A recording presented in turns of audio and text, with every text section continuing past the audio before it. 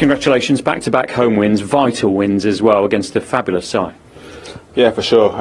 We knew it was going to be a difficult game today. Obviously Newcastle, top side, been really good the last few seasons. But we knew they've had a heavy schedule recently. We knew they had a Champions League game in a week, so we wanted to try to catch them quite quick and be more physical and demanding than them. And yeah, I think we did well today. 6 Premier League goals for you last season, already up to 6 this season. What about the team's approach or your approach is different this year? I think obviously we haven't had the best of starts, but obviously we had a new manager coming in, so we needed to adapt. But I think we had a tough schedule as well. Played a lot of the top teams, but we believe in ourselves. We know we've got the team to compete in every game. We haven't showed it enough times this season, but out there today we show what a force we can be. There was talk of the hand of Dom for your second goal, that brilliant improvised finish, but it didn't touch your hand, did it? No, I don't know what they were checking, to be honest. I was a bit nervous after I celebrated quite a lot. I was hoping I wasn't going to get disallowed, but no, thankfully the tech got cleared and another goal. Just finally, you got a hat-trick for Liverpool's under-23s way back when. You weren't far away from your first professional one here. Yeah, no, I was hoping today was going to be today. Scored quite a few braces, haven't managed to quite get the hat-trick yet, but hopefully it'll come soon. Well played. Appreciate it. Well, he had a decent game, didn't he? And he has scored 6 goals, as you just heard. And Bournemouth have scored 11, so he scored the majority of their goals. And, I mean, there's a lot of reliance on him. But I wonder, from 2 goal scorers here, what can he do to add to his game? What can he do to make himself better? He's got to do that on a more consistent basis. There's definitely something there.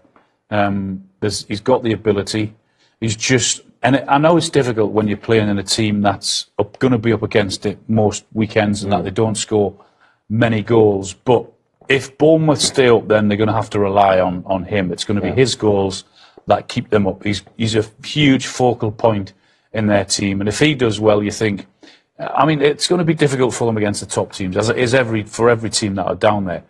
But you're going to stay up and you're going to score your goals against the teams that are going to be in and around you, the bottom half teams.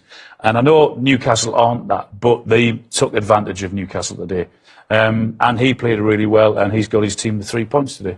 He certainly has, hasn't he? And he's 26 years old, so he's still got a lot of time left in terms of his career and what he can achieve. Yeah, of course. He still can improve.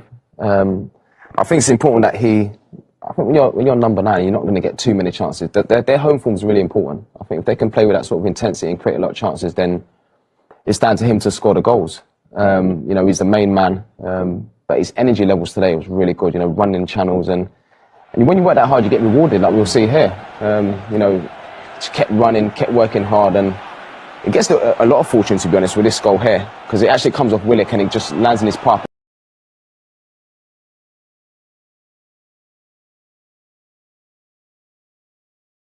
But the way he reacts and gets onto this, and maybe the goalkeeper could do a bit better. You hate to see goalkeepers get beat at their near post, but you just watch him here. He stays. He wants it to feet, then you just watch him just react here. Just that little run there and gets onto it, and you know where the goal is, and you just hit the target. But he deserved that because he worked hard all night. It was his reaction that got him that goal, because he's in between the 2 centre-halves. But if you see him, he moves quickly, anticipates it quicker than both Lascelles and Shea and Livramento in there, the 3 defenders. Nick Pope will be disappointed that he's been beaten at his near post. Solanke doesn't care about that. It's about hitting the target and hitting the back of the net. Yeah, absolutely. And I guess for Solanke as a player, he'll be proud of the fact that he's just scored 2 goals today, and also, most significantly, the fact that Bournemouth are out of the bottom 3. Yeah, it's massive, like we just mentioned before, going into the international break. But this goal here, this is not an easy finish, to be honest. When you watch it back here, you have to improvise and sort of like try and get it up and high into the goal. And it's actually a really good finish. And he gets lucky because the ball just drops down to him. But I suppose, like I said before, when you've worked so hard during the game and the ball just falls through here, when the box is so congested, but it drops for him and he finishes. So international break up next. It's a good one for them to go into it with the win. Sheffield United away next. How big is that? Yeah, they're going to be in a relegation battle, as are Bournemouth. So those games in and around those teams are always going to be vital, whether it's home or whether it's away. If they can go away and get a point, then they'll be quite happy with that. And it's amazing, the difference in atmosphere and the attitude going into this 2 weeks. It's if you're being beaten today, for like Newcastle, it's going to be a long 2 weeks because you're looking back at it and you're thinking we could have and we should have played better. We didn't hit our normal standards. But from Bournemouth's point of view, you have 2 weeks of fun, you have 2 weeks of energy, you get your confidence, and you can't wait for the next game. You might get a few days off as well. I think that's when you actually review it as a manager and the staff. I think that's sort of like a reference where you can say, okay, that's the sort of level now. Yeah. If we keep that level, then we'd have a chance. Okay, so all positive for Bournemouth. As for Newcastle, it was a disappointing night tonight, wasn't it? As they suffered defeat at the hands of Bournemouth. 2-0 was the score in the end, and we'll get the perspective on that scoreline from the manager there, Eddie Howe, and we'll get some more reaction and analyse it all straight after this. Welcome back to Matchday Live, where we switch our attention to Newcastle. So it was a disappointing afternoon for them, of course, Al, but with all of the injuries, as we alluded to at the top of the show, and as we can see now, and the injury list is getting longer, what happens from here on? Is this international break a chance for them to all get back to fitness? Yeah, what Eddie will do is he'll give the players that are fit a few days off, which they deserve, and all the players that will be injured will be in for treatment every single day, trying to get them back as quick as possible. Of course, you've got the internationals that head off. I guess Callum Wilson will pull out of the England squad because if he's not fit today, then he can't really go away with England. So the next 2 weeks are going to be vital. But the worrying thing is that I'm not sure that there's going to be too many that'll come back from that list in 2 weeks' time, because even the ones that went off today, Almir on a hamstring injury, you're normally talking about 3-4 weeks maybe before you get back, depending on the severity of the tear. So it's a tough time for Newcastle. They normally play with great energy and great organisation, and that didn't happen today. I know there was youngsters coming in to make their Premier League first start, Lewis Miley, and then Hall goes off and Livramento comes on, and it was very disjointed from a Newcastle team that are normally very well organised. Has it surprised you to see so many injuries at this stage, or is it a given the fact that they're playing in Europe and the games are just coming thick and fast? Yeah, it happens. I think especially the demand of the Premier League, the intensity of the game, especially how Eddie wants to play. And then you're playing midweek in the Champions League, best competition in the world, club competition. So travelling, sleep's important, recovery. So of course you're going to get injuries, but to get that many injuries is of course unfortunate. And it's important the international break that obviously the medical team got their hands full, because when you've got so many injuries, obviously you've got scans and treatments, and hopefully they're not long injuries, because you never know with hamstrings. Hamstrings, sometimes it can be a little bit of fluid or like a month. So it just depends on the injuries, but hopefully they're not too bad. Well, fourth defeat of the season for Eddie Howe's men. Let's hear from the manager himself. Eddie, after a very tough run, was that just a bridge too far? Yeah, that was a really difficult game for us. We were short today in out of possession. I thought it was not our finest moment, and we have to accept it. It was very, very difficult for us. It looked early on in the game physically to be where we wanted to be, so we had to adapt. But yeah, we weren't ourselves today. Did you sense early on in the match that it could be going that way, the way Bournemouth started and the way you weren't perhaps able to respond? Yeah, we were frustrated with our performance in and out of possession today all through the game, first half, second half. Of course, the goals can compound that in the second period, where we're just hoping to dig out a result really at that stage where we were under a little bit of pressure. I wouldn't say too much at that stage when it was 0-0, but we weren't ourselves. We weren't an attacking force in the game. We didn't look like we were going to create too many chances, so it was a case of could we hang in there and maybe nick something. But once we conceded the first goal, I thought we lost our way, and it was a difficult evening for us. Yeah, and with players struggling on the pitch, you probably didn't have the options you wanted on the bench either, did you? No, I think that was a concern before the game. We didn't have the options to change the game if we needed to, and I think with Miggy's injury that became even worse for us. And we're just going through one of those moments where we're going to be tested.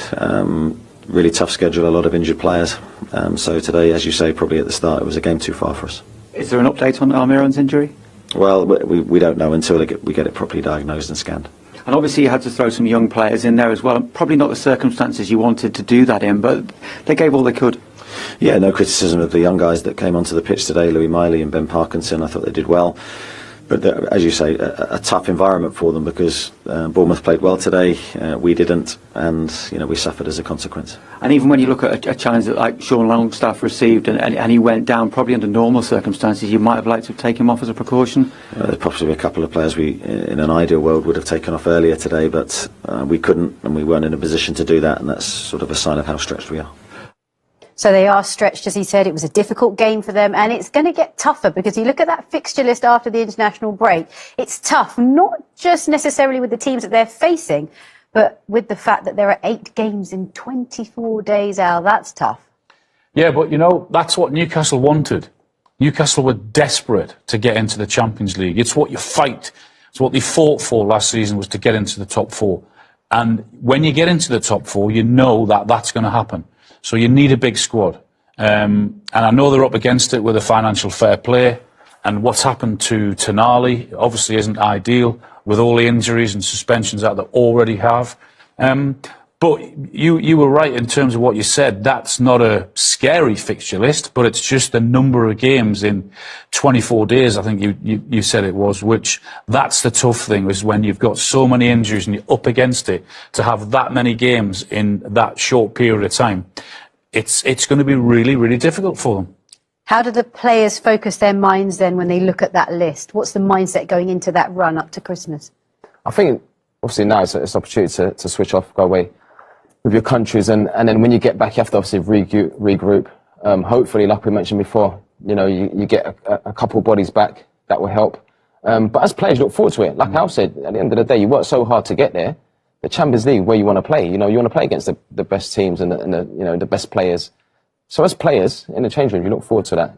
That's the challenges that you want. Yeah. Okay. Most proud I've been of a group since I've coached. I think because I thought we were the better side. Apart from obviously the first 5 minutes we were slow, but then even at 1-0 down, 85 minutes on the clock, I was proud of the group. I thought the understanding of what we were trying to do was excellent. The mentality to keep going was excellent. So was sort of thinking, disappointed that I'm going to have to deliver another speech here to the lads around well done, but unlucky. And then the mentality to go and get an equaliser and then keep going and get the winner was it was incredible and fully deserved. Really good. Mario, what an end to the game. What are your emotions like now, scoring the winner as late as you just did? It's amazing. It's amazing, this kind of feeling in front of our fans. We've been pushing so hard. I think we deserve this game. We put an amazing shift. We knew that we had the best tactic to play against them, and we show it today. It's amazing for me. I scored the winner goal, and I'm really happy with that. Oh look, it was it's always a tough game here, and Wolves are always going to come on strong. We probably ran out a bit of legs at the end there, which is understandable. A lot of those guys haven't played, and they scored a couple of good goals. So hard one for us to take, but it is what it is.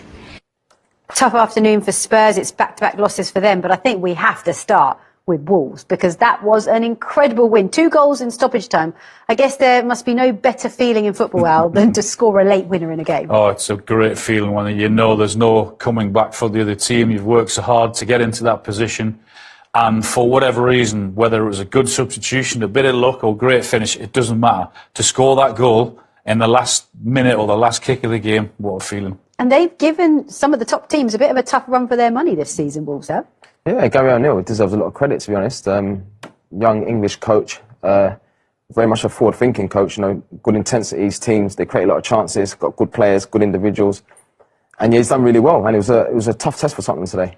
It was. Let's have a look at the goals, shall we? Because there were some brilliant goals in it, especially the last 2. Well, he only came on the 87th minute, I think it was, Sarabia. So for him to come in and get those the winning goals, but it was a really good start from Tottenham. It worked it really, really well for Johnson to get his goal.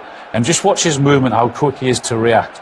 Really good work down that right-hand side. But just, there you go, that movement there, just to get in front of the defender. And he got his reward. It was a really good finish. Yeah, and I guess the Tottenham fans must be thinking, right, it's back to business after that Chelsea defeat. Yeah, of course. Obviously, the injuries and suspension don't help on that. But so you see this finish here, but you see the touch. And then as soon as you touch the hit, it's so inviting. You just have to hit it on the full, and Just how good I mean, was that? yeah, it was a brilliant goal. But yeah, it was like I said, it was difficult, obviously with injuries and stuff, but still good performance. Set one up as well, eh? Yeah. Not this. I mean, it was a brilliant pick out from Sarabia there into Lamina, who times his run to perfection. Look, I think he's just getting away from Højbjerg in the middle there. He can't keep up with him. And just there, the pass is superb. But the timing of the run as well, and then to get enough on it. And he should be very proud as well, because he said it after the game. His team did really well. He made that change. He put Sarabia on to try and do that. So he deserves a lot of credit as well. Absolutely. And look, for Spurs, from their perspective, it is back-to-back defeats. But there is just so much positivity around Spurs at the moment because of how well the season has gone.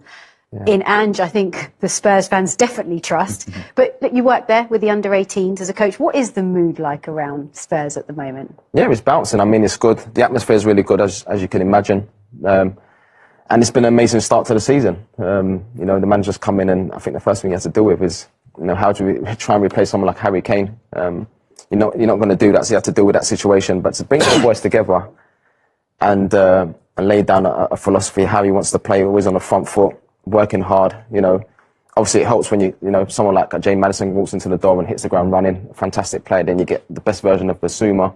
Van der Ven, who's a machine. And even like Kulusevski this season, he looks really sharp and strong. So I mean, it's been good. There's so many positives, and at the minute at the club, it's been good. Yeah, it has been. I mean, I guess the fact that you mentioned those players, but Van der Ven, Maddison, Romero, these players were missing. Yeah. So that was always going to be tough for them. A little bit like what we were talking about with Newcastle on Matchday Live. Yeah, I mean, if you look at the bigger picture for Tottenham, I know they lost the last two, but take that away, it's still been a really positive start. The atmosphere would have totally changed. They would have, without doubt, taken your hands off to be in this position at the November international break, despite them losing the last two. So plenty of positives. Them, just like Newcastle, will be thinking, we need this international break just to try and regroup and start to build the confidence again. But they'll be all right. They'll be fine this season, Tottenham. I didn't expect them ever to stay at the top of the league. I didn't expect them ever to challenge for the Premier League title. They won't.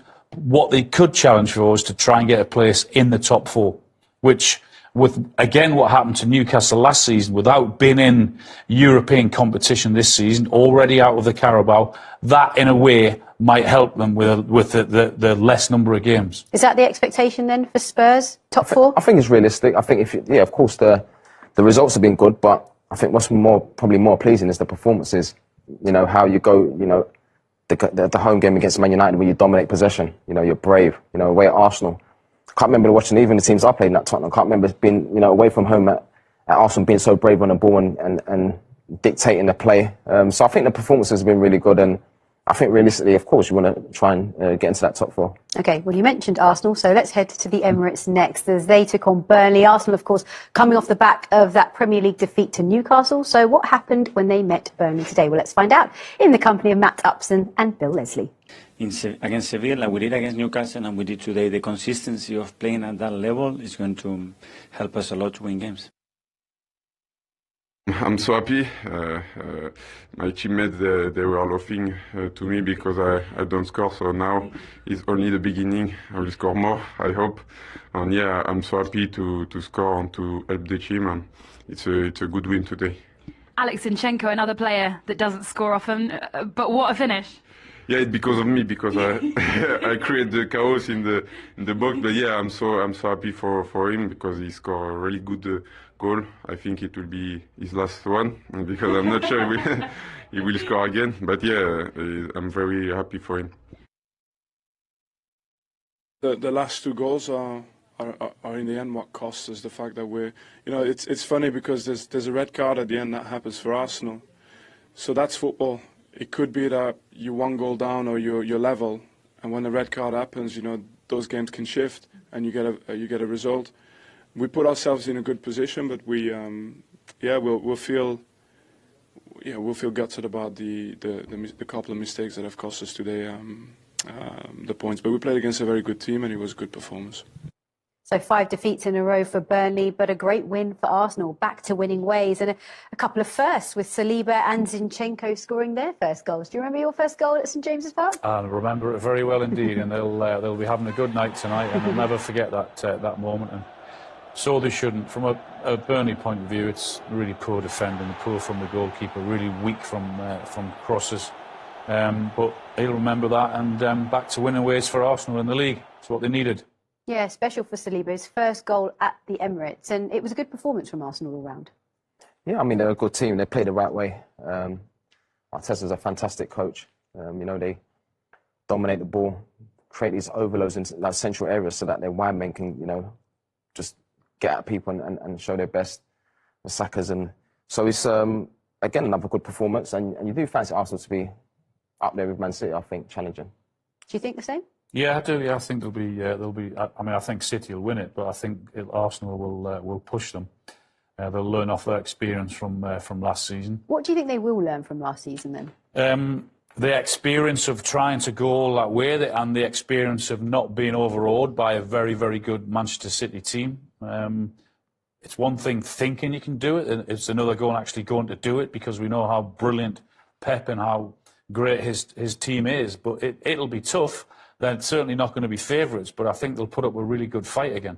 And learning to win in different ways as well is a key, especially when you're playing in Europe and in the Premier League. Yeah, I think when you look at the teams that have done it, that have got over the line over the years, sometimes you can't always play well, but it's knowing how to win. And I think if you look at Arsenal last season, I think it would help, because I remember them going to Anfield, being 2-0 up, then end up drawing 2-2 away at West Ham, the game against Southampton at home. So I think with that experience, this season they'll probably be a lot better. Yeah, and the fact that they've got quite a young side as well. Arteta seems to have really got a lot out of these players again this season. Yeah, but it was really important they bounced back after what happened last week, and with his outburst, if you like, after the game, in terms of what he thought was, his words, was an absolute disgrace. A lot of people other than Arsenal fans thought he was wrong in doing that, because even the independent panel with the Premier League agreed that it should have been the goal, and the goal stood. So when you get a setback, it's really, really important you bounce back in your next game.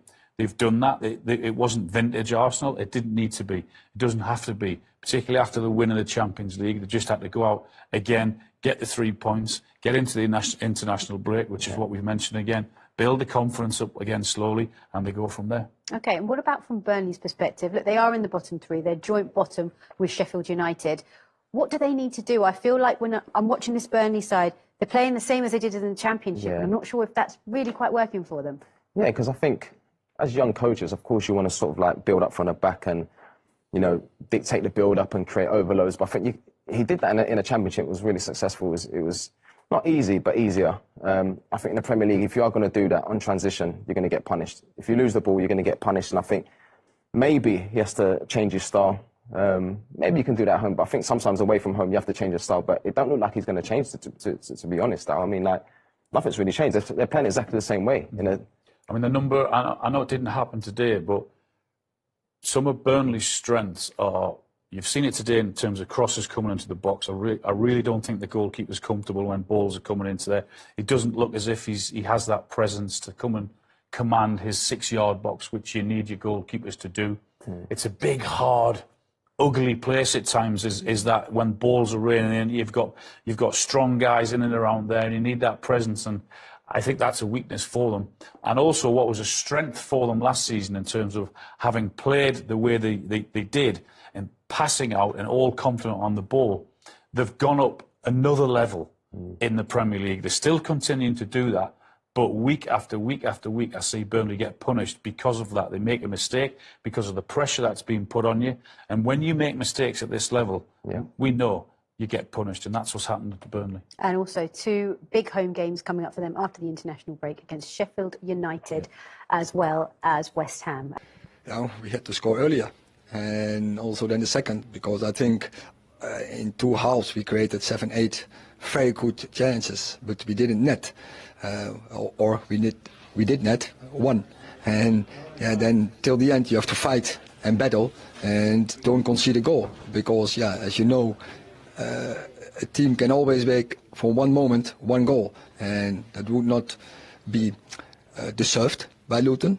They worked hard, but I think we controlled and dictated the game.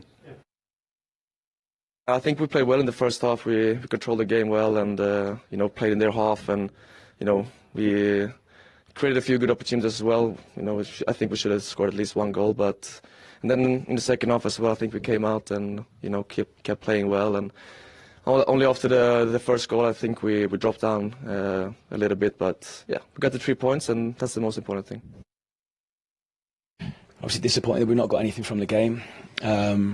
I thought it was pleasing to get in at half-time 0-0. They clearly dominated possession, but we had a couple of hairy moments. We had one really good moment ourselves in that first half with Carlton's header, a few set pieces as well. And I think half-time was key, being in the game. The second half, I'm just delighted with how the players played. We were brave with the ball. We've almost taken half the ball here at Old Trafford, which for us, in the way it shows that we're really growing and improving as a football club. It was just harder for us in the second half then to break them down or find a way to create a big chance. Yeah, they had a couple of moments, didn't they, in the game? But in the end, the 3 points went to Manchester United. And although it was against Luton, just how important, Al, was it that they picked up the 3 points today? Yeah, massively. You can imagine the reaction, what would have been from all of us, from everyone, even the fans at Old Trafford, I think, if Man United didn't beat Luton at home today. The pressure was on them, there's no doubt about it.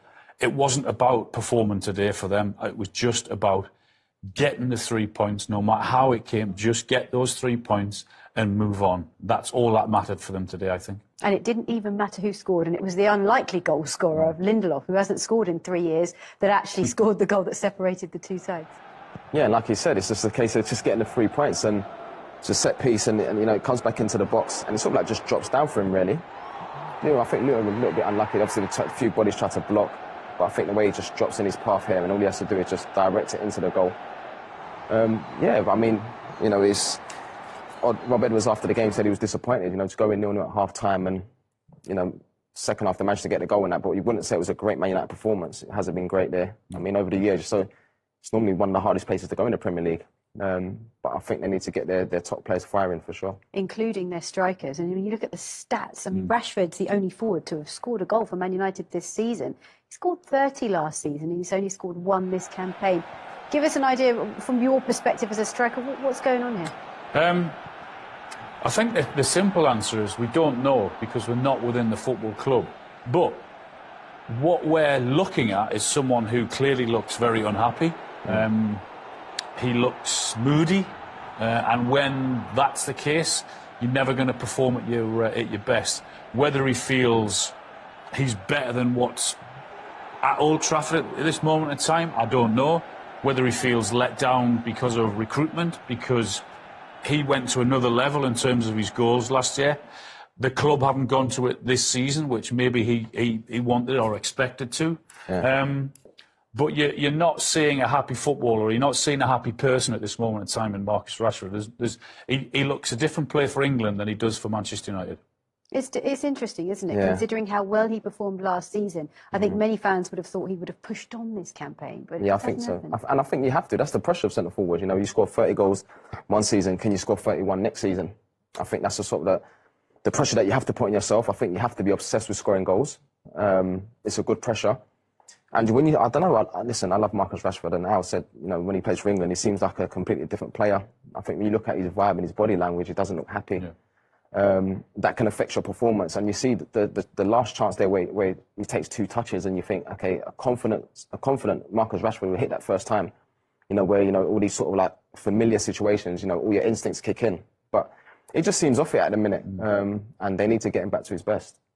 There seems to be a lot of talk as well at this time of the year about injuries. We've seen Eriksen get injured, of course, Højlund as well injured. How much of a miss will he be, depending on how serious this injury is? Well, he hasn't set Old Trafford alight yet, has he? In terms of his performance, he's certainly been better in Europe than he has been in the Premier League. I like his movement. He's very raw, and it's probably an unfair situation to be putting him in. Ideally, you would like to drip feed him in, put him in for 1 or 2, bring him out, bring him on for half an hour, leave him out the next game. Ideally, you'd like a big hitter, a big name centre forward in that team rather than them relying on him, because clearly at the minute he's not able to deliver that, and there's huge pressure on him because of the price tag. Not his fault, I know, but unfortunately that's what happens. You're judged particularly when you're paying a lot of money for a player that's going into one of, if not the biggest club in the world. You're expected to deliver not next season, but they need him to deliver now, which is probably going to be too much on him. So when you put all that together, it's harsh on him. Other players have to stand up. I mean, the money that has been spent at that football club, I mean, even since Ten Hag's been in there, it's in around 400 million. I mean, Anthony, we've mentioned Marcus Rashford. I mean, Martial's still there. Yeah. It's not going to be a simple fix for Manchester United this season. I mean, I know they got into the top four, and I know they won a trophy last season. I know they got to a cup final, but certainly their recruitment in the summer and what they've got at this moment in time, it's not going to happen for them this season. Well, look, for Man United fans watching around the world, it's not all doom and gloom, because if you look at their last 5 games, they've won 4 of them, and they would actually be top of the league if the league started 5 games ago. But yeah, as Alan's just said, it doesn't feel that great. So why is it? Why does it not feel good around Manchester United, even though the form's actually not been that bad? I think when you look at the performances, Luton comes so they're just beating Luton.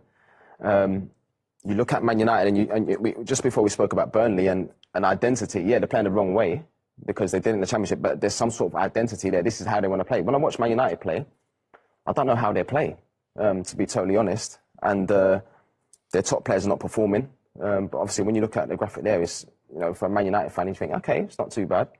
But it'd be really interesting to see if the manager's still there by the end of the season. Will he be, in your opinion? I think he's under pressure.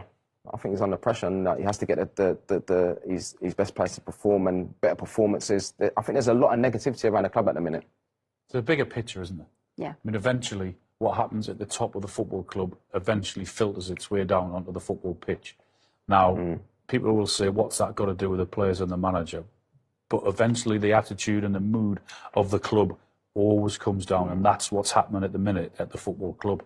Will it be manager? I mean, I don't see many better alternatives in this moment in time, and they have to stick with him, and they will stick with him. But it's not going to be an easy fix. Other things have to happen at the football club before it can be fixed on the football pitch.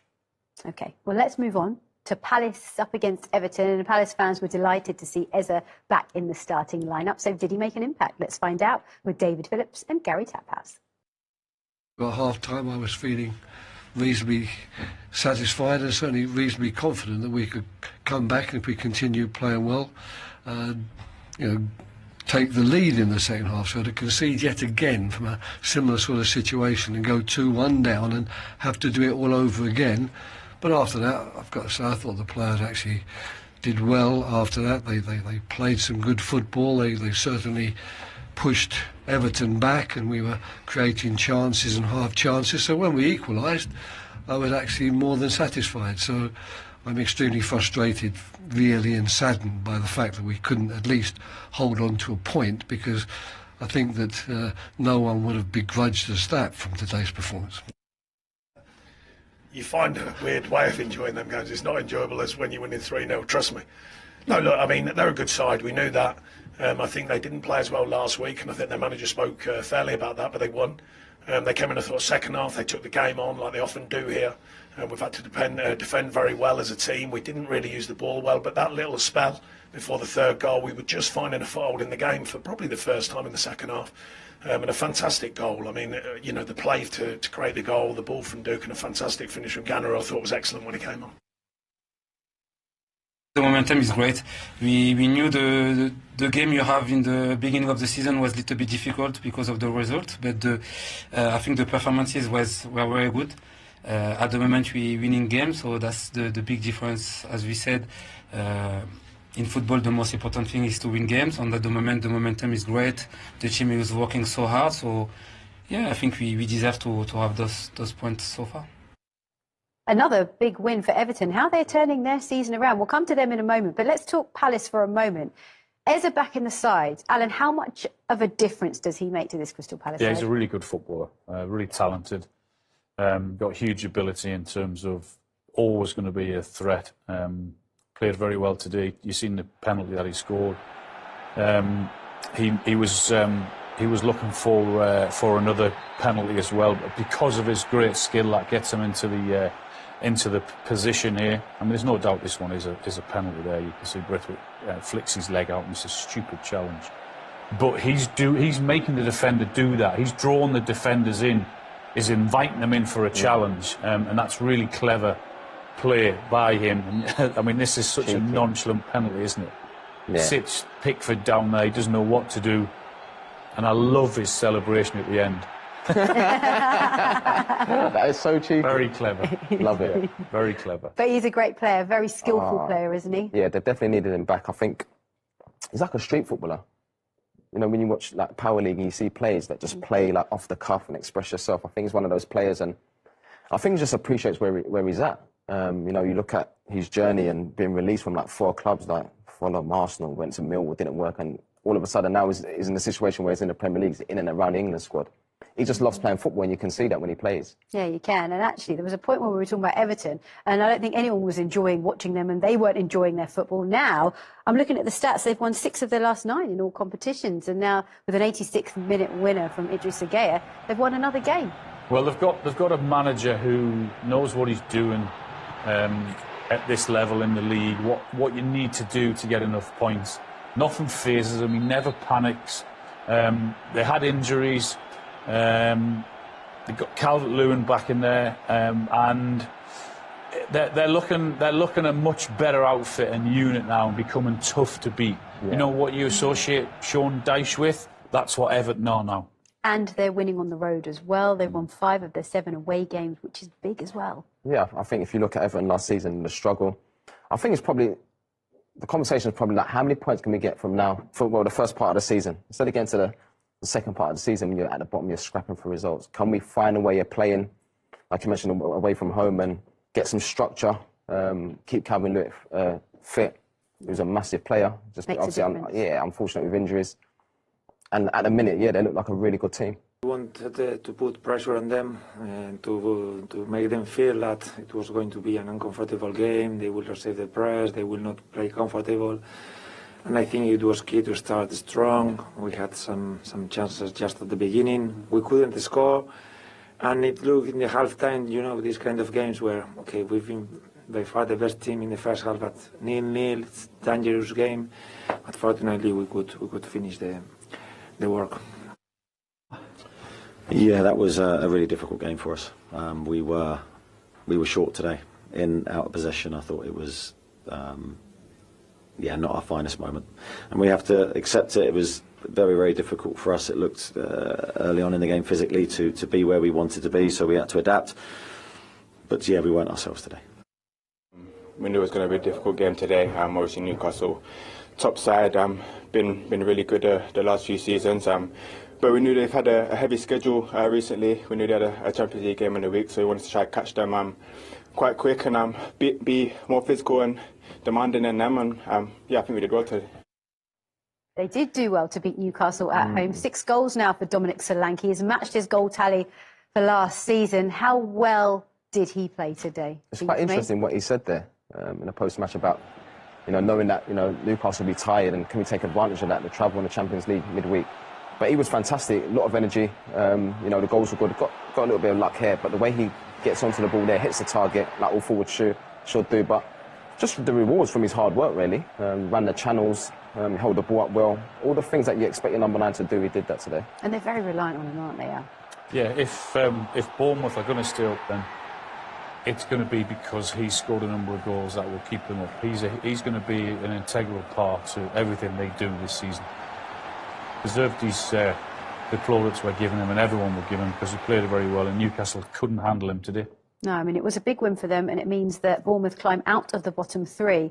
But for Newcastle, from their perspective, look, when we saw the team news, we saw straight away, 7 first-team players missing, and now Miguel Almiron, who was injured in the game as well. That's an 8th senior player to add to the mix. Doesn't look good for Newcastle. No, with injuries and suspensions, and the games have been really tough. And we know that Champions League games with the travelling and the quality of opposition that you're against, it's tough coming back from those games. So, but Solanke said it himself. He knew that coming on the back of it, that it was their opportunity to go after Newcastle right from the start, with the injuries and with everything else that's going on there. So Bournemouth were the better team from start to finish. They deserved to win.